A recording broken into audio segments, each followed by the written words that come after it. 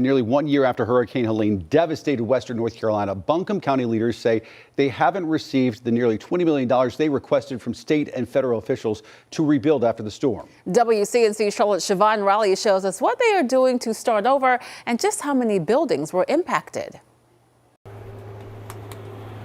We bought this camper like 3 days after the storm. Nearly a year has passed since Hurricane Helene, but for James Smith and his wife, this 8 by 20-foot camper is where they call home for now. I mean, there's blankets and pillows, and my wife has a couple books stored up there, and all my stuff's over here. And then I have some clothes in that cabinet. Smith captured this video last year after a landslide destroyed his home during Helene. Debris still surrounds the property 1 year later. When it first happened, we came up, my wife was behind me. She didn't want to get close to the edge because, well, hell, I mean, we really didn't know if it was going to keep going. Though the house is still standing, it's far from livable. Inspectors warned Smith that the land remains unstable and isn't done moving. It's a kick in the stomach, really. I'm going to have to tear this down. And I didn't build it to tear down. So that's going to be a rough day. We're still asking for help, though. Buncombe County Manager Avril Pender says more than 12,000 properties were either significantly damaged, slightly damaged, or destroyed after Helene. But the state started a program to help families get new homes. One is called Hazard Mitigation Grant, so people have applied for that. In Buncombe County, we had at least 200 or so homes of families that has applied to get their homes rebuilt through that program. So far, nearly 300 people have applied to get demolition permits.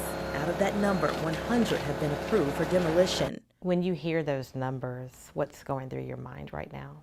So those numbers are structures. That means people lived in those structures. So what goes through my mind goes back to our friends and neighbors still need help in our community. Our friends and neighbors still need a place to call home. Smith received $13,000 from FEMA, but that doesn't cover the more than $375,000 it would cost to build a new home. Is progress happening fast enough for you? Absolutely not. Because there's still people just the same as us living in campers. They're still in the application phase right now. So progress is being made, but we have not yet seen the first hammer or any first process that starting to build the homes. Pender says the state spoke with several contractors who said they are ready and able to do the work. In addition, the state launched a disaster case management program, allowing a case manager to guide them through the recovery process. There's a sliding glass door in the house, in the new house. While Smith prepares to start over, he can't help but to reminisce about the home he built with his own hands. These were all 1x4 or 1x6 pine. The one that stood on land his family has owned since 1987. The amount of memories and love that was in this particular spot.